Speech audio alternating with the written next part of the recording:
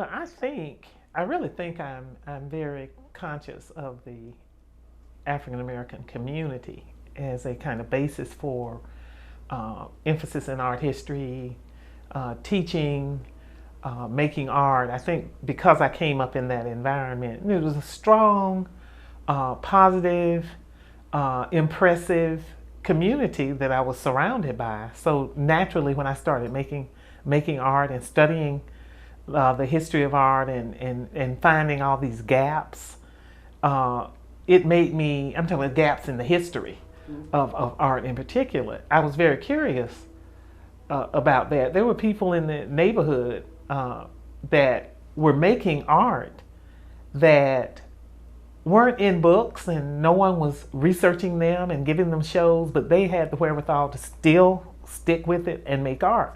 And they did have an influence. And this goes back to, now the historian in me is about to come out, but this goes back to even when Hale Woodruff was here and teaching here. He painted what was in the community. He was very much influenced by that.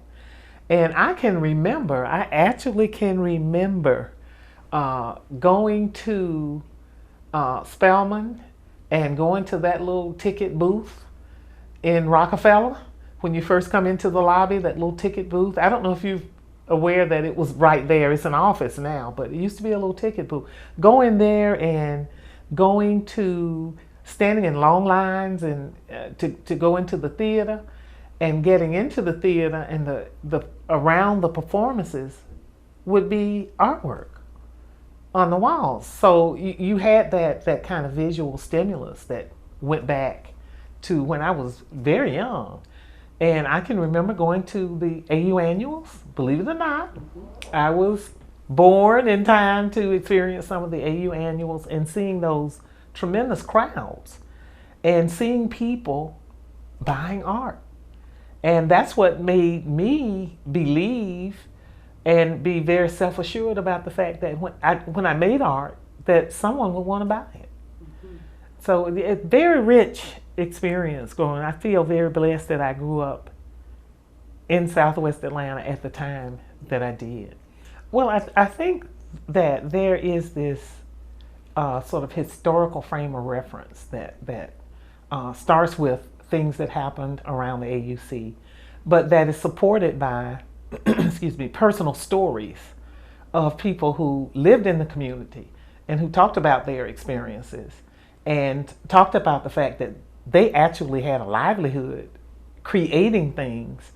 And it's very much an impetus for other people to want to emulate that. And Atlanta has so many other things going for it, but in so many areas, Southwest, especially for that African American transplant, Southwest is still a point of connection. And I think that's, excuse me, I think that's still the case. I think it's one of the, someone told me recently, a young lady who came here from, I think, Cincinnati. I hope I have the right C in Ohio, but I think it was Cincinnati. But she came here and she said, you know, this is the first stop. And she was talking about Southwest Atlanta. This is the first stop if you really want to connect with the African American community, if you want to know what's going on with the African American community. And then she said, you know, you have all these legendary people who are attached to this part of the city. And it's a very important pilgrimage for young people. She's like 20 something, for someone like her to come and make that connection. And I think it's been that way for some time. I think it's been a connecting spot. Mm-hmm. I think it contributes because I think they get support. I think they get people who advocate for them, who come out of this community. I think they bring a kind of energy that sometimes I think they don't fully understand the contributions that they make by continuing that legacy of this is a place to come. You know, Atlanta to me, and this is very much the case with the people that I interact with on the Southwest side, it's a place where you can come here and inside of a year, you can establish yourself. You can be embraced, you can advance, you get opportunities. In fact, you even hear natives talking about that sometimes. I think I'm going to leave and come back because I think I'll have a better chance of making it if I do that as opposed to, but I said, but that's a good thing because as long as you have new stuff coming in, new energy, young people, I love the fact that young people come here and don't want to leave. That's a credit to something very positive and nurturing and significant that's happening when you can get young people. And the young people today, they're tough. If they want to stay somewhere, there's a good reason for it. I hope they'll stay. That's the first thing. I hope as they mature that they will stay so that they can be that nurturing spot for the next generation that comes. I hope that they continue to define it, that they contribute to that ongoing definition of what that is.